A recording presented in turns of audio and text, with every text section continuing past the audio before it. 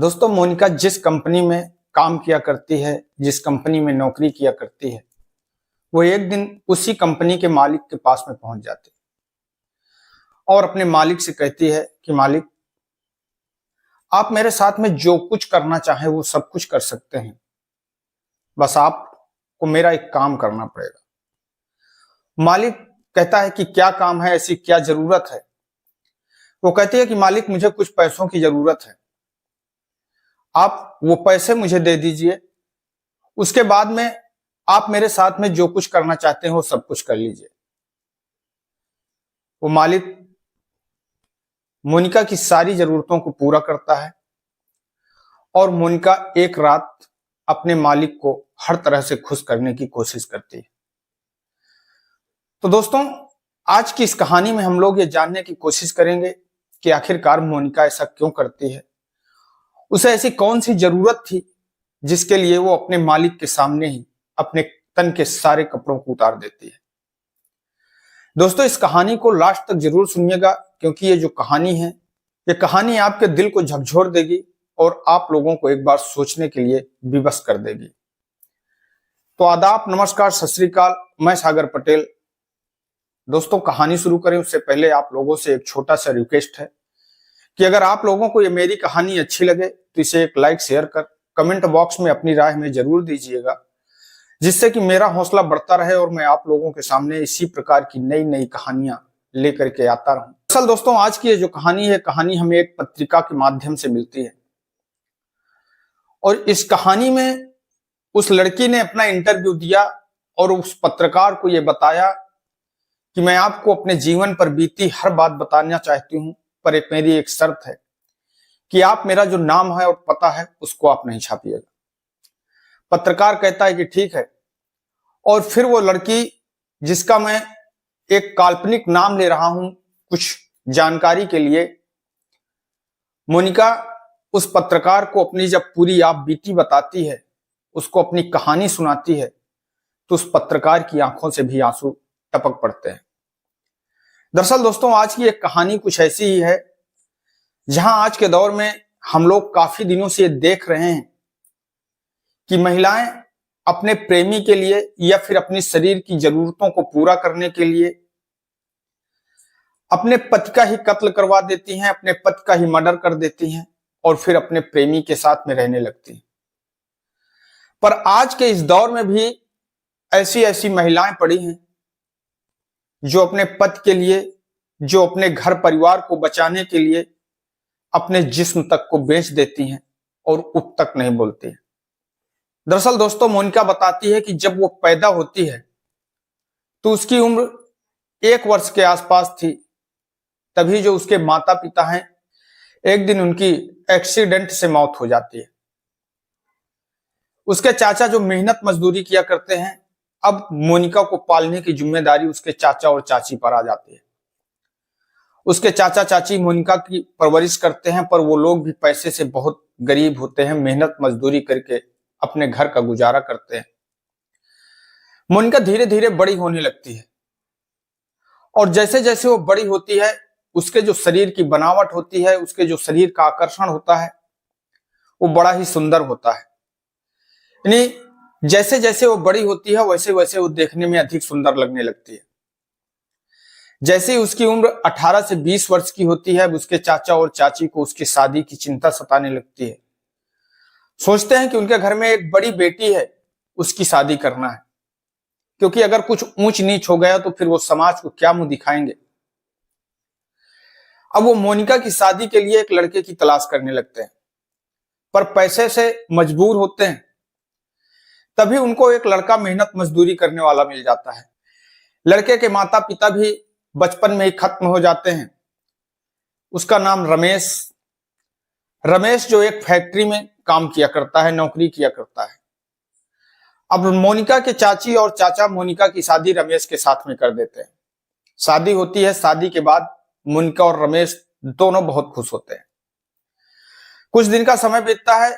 जैसे ही कुछ दिन समय बीतता है तो मोनिका एक दिन अपने पति रमेश से कहती है कि आप कुछ पैसे कमाते हैं, जिससे हमारे घर खर्च तो चल जाता है, पर हम लोगों के लिए भविष्य में कुछ है नहीं, इस तरीके से अगर हम दोनों लोग मेहनत करते हैं तो कुछ अधिक पैसा हम लोग कमा सकते हैं, जिससे कि कुछ पैसा हम लोग बचा भी सकते हैं, हमारा घर खर्च चल सकता है। रमेश को भी मोनिका की सलाह अच्छी लगती है और वो भी इस बात के लिए तैयार हो जाता है।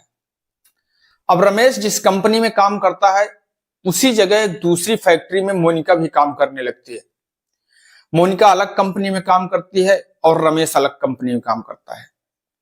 मोनिका की उम्र इस समय करीब 25 वर्ष के आसपास होती है और मोनिका जो कि मोनिका देखने में बेहद खूबसूरत होती है। उसके शरीर की बनावट, उसकी कदकाठी, उसका सुडौल बदन, मतलब इस तरीके से उसे कुदरत ने तराशा था कि जिस किसी की नजर उसके ऊपर पड़ती थी एक बार वो उसकी सुंदरता को देख करके दोबारा घूमकर उसकी तरफ जरूर देखता था। तो कहते हैं कि इस दुनिया में लोगों की कमी नहीं है। आजकल ये लोगों की मानसिकता हो गई है, किसी खूबसूरत लड़की, किसी खूबसूरत महिला को अगर देखते हैं तो उनके मन में जरूर गलत विचार आने लगता है। वो सोचते हैं कि काश एक बार इस लड़की या एक बार ये महिला हमें मिल जाती। ऐसा करीब 60 से 70% इस दुनिया में लोग सोचने वाले हैं, जहां तक ये मेरा अनुभव है। मोनिका को जब कोई उस नजर से देखता था, मोनिका तुरंत समझ जाती थी कि इस व्यक्ति की आखिरकार नजरें किस तरह से उसे देख रही हैं, पर वो अपने काम पर चुपचाप अपना सर नीचे को कर जाती थी और अपना सर नीचे को करके आती थी।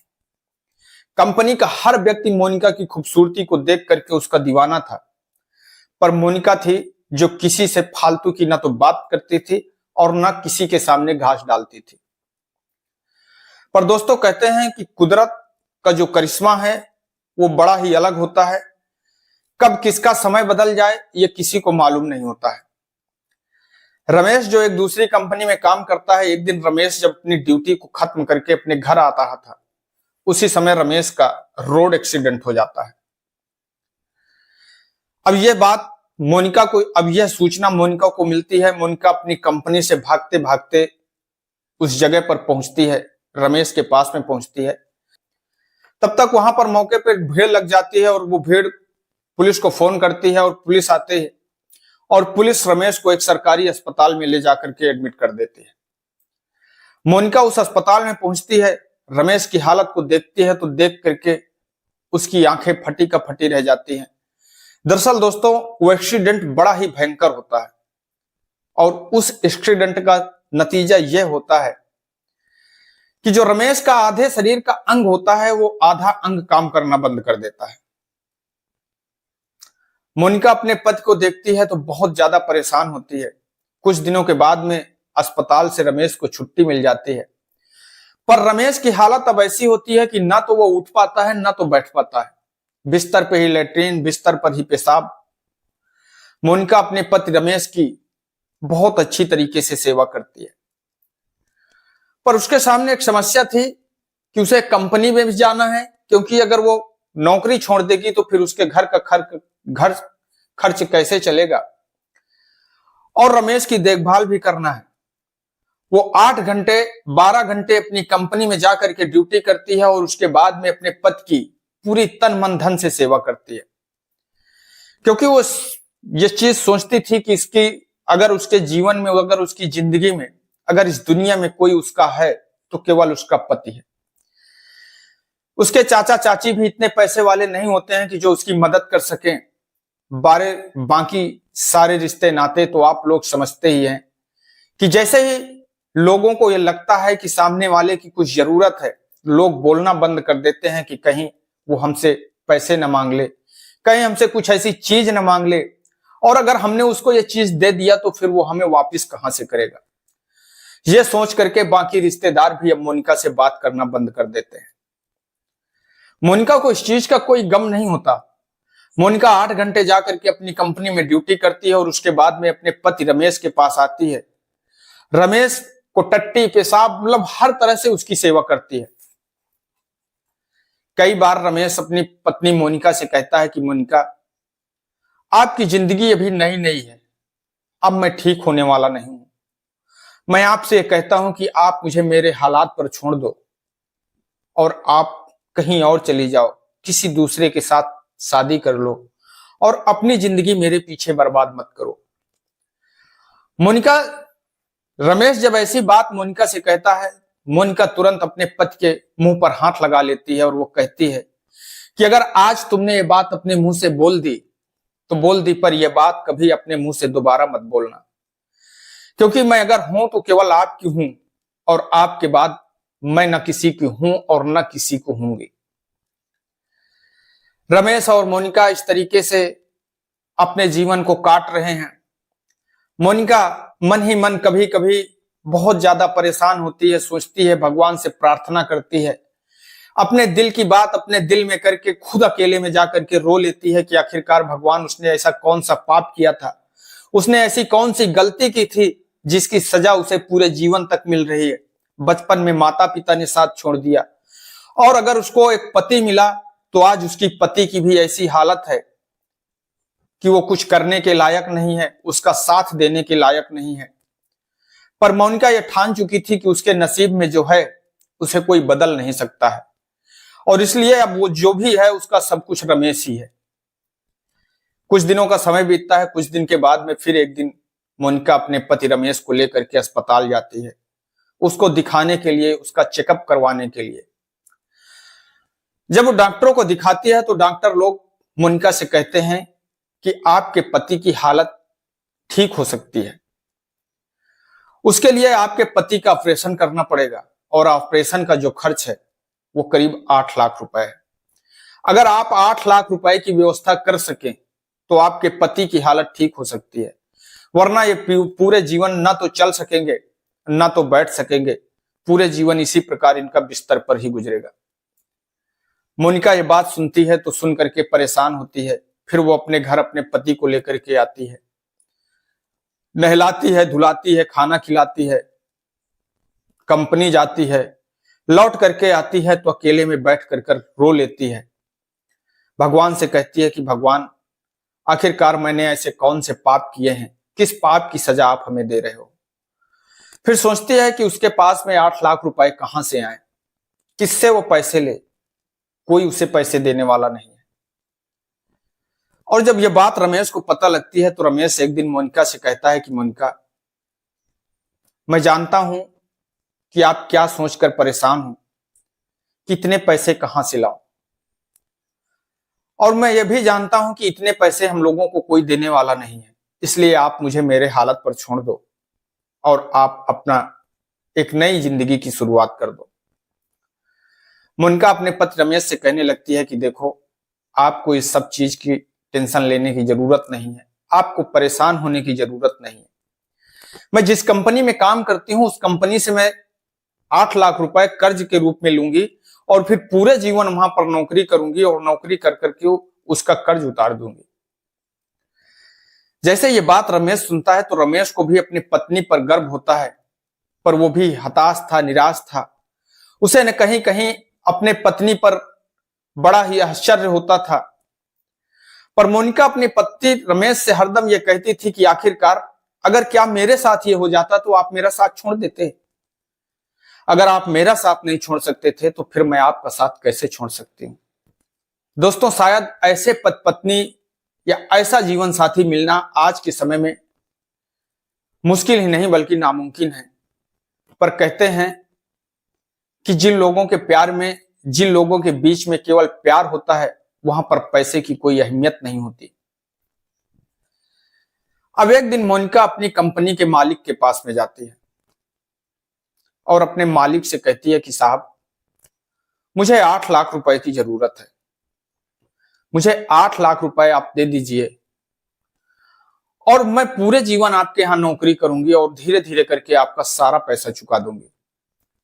उस कंपनी का मालिक, जो एक 60 साल का बूढ़ा व्यक्ति होता है, बड़ा ही अय्याश टाइप का वो व्यक्ति, जिसकी नजर आज से नहीं बल्कि जब से मोनिका उस कंपनी में गई थी तब से ही उसकी नजर मोनिका पर खराब होती है, क्योंकि मोनिका देखने में इतनी सुंदर होती ही है।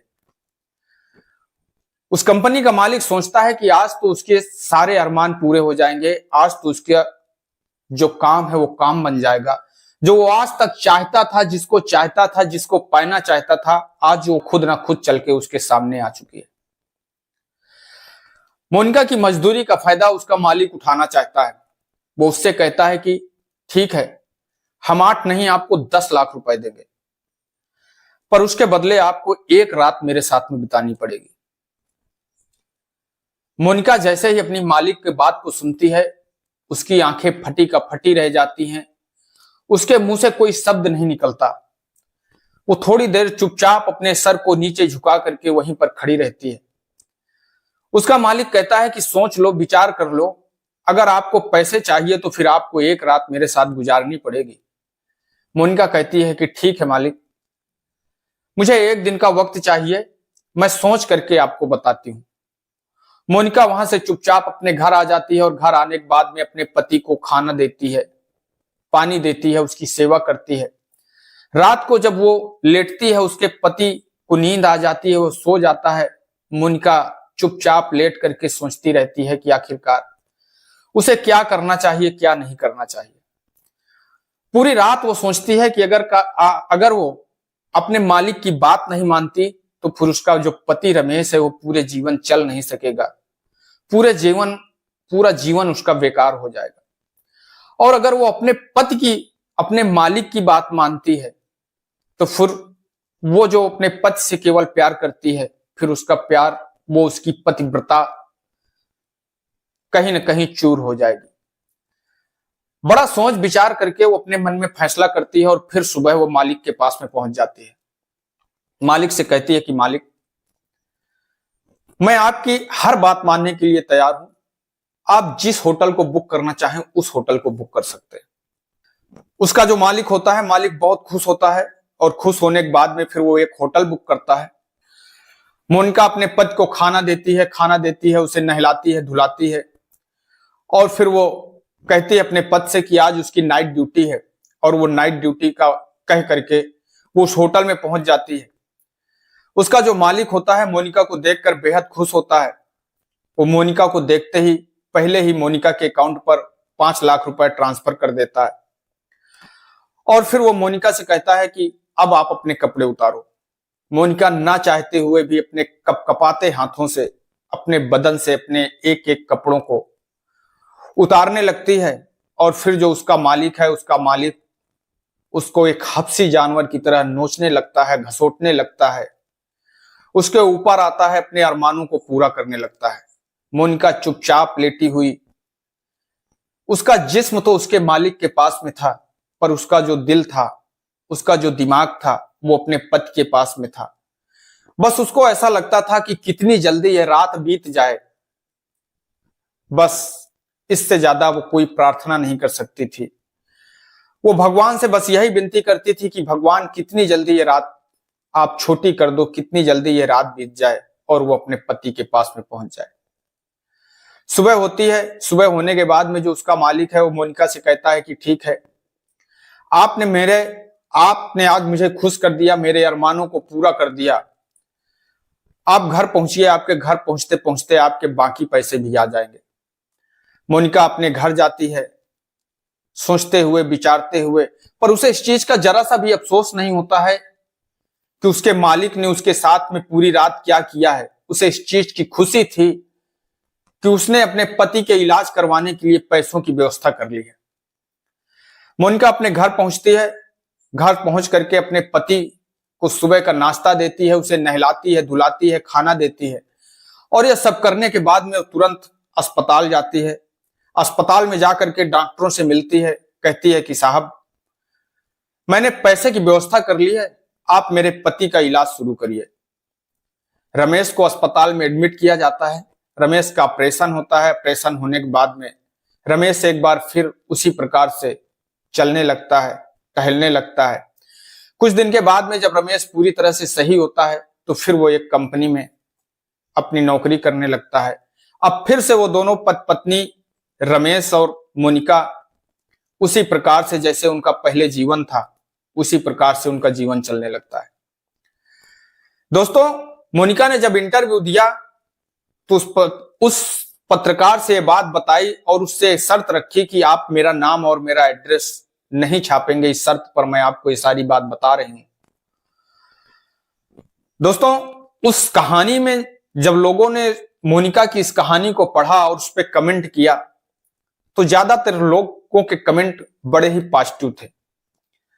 दोस्तों, इस कहानी से हम लोगों को एक सबक मिलती है, एक सीख मिलती है।